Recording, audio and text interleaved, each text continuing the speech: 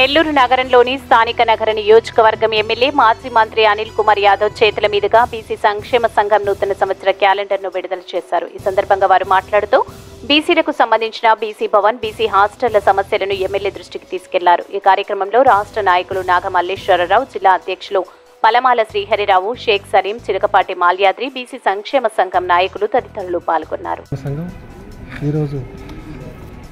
మన బీసీ సంక్షేమ సంఘం క్యాలెండర్ని ఆవిష్కరించడం జరిగింది ఎమ్మెల్యే ద్వారా. మరి బీసీల యొక్క నెల్లూరు క్రానిక్ ప్రాబ్లమ్స్ని మన ఎమ్మెల్యే గారి దృష్టికి తీసుకెళ్తే బీసీ భవన్ కూడా అది త్వరగా చేయిస్తామని చెప్పారు. అదేవిధంగా బీసీ కులాలు ఉన్నటువంటి 20 కులాలు ఉన్నాయి. వాళ్ళకి కళ్యాణ మండపాలు అయితేనేమి, ప్లస్ వాళ్ళకి ఒక కమ్యూనిటీ హాల్ ఉండాలని అడిగితే ఆల్రెడీ 10కి ప్రపోజల్ పంపించున్నామని చెప్పారు. Really it's a good thing, యాక్చువల్గా చాలా మంచిది. మరి ఈరోజు మన ఎమ్మెల్యే గారు మరి ఫేవర్గా మనకి ఈ బీసీలకి అందరికి కూడా మనకి ఈ విధంగా చేయడము రియల్లీ అప్రిషియబుల్.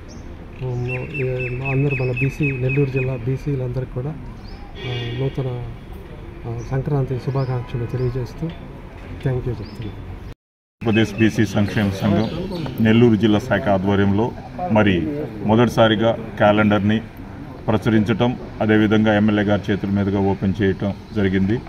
జిల్లా అధ్యక్షులు మరి శ్రీహరి గారు వారి టీం అందరితో కలిసి ఈ కార్యక్రమాన్ని చేయటం ఎంతో సంతోషకరమైనటువంటి విషయం.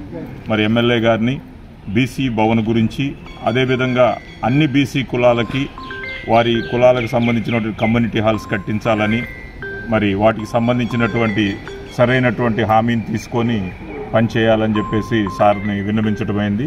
ఇంకా వచ్చేసరికి ఈ రోజున మరి కొన్ని బీసీ హాస్టల్స్ను విజిట్ చేసి అక్కడ వారికి బెడ్షీట్స్ కానీ ఇటువంటివన్నీ పంపిణీ చేస్తూ వారి సమస్యలన్నీ తెలుసుకొని వాటిని పరిష్కార దిశగా వెళ్తూ ఉన్నాము. ఈ విధంగా బీసీ సంక్షేమ సంఘం నెల్లూరు శాఖ ఎంతో ముందుకెళ్తూ ఉంది. వారందరికీ కూడా ఈ సందర్భంగా ధన్యవాదాలు తెలియజేస్తున్నాం.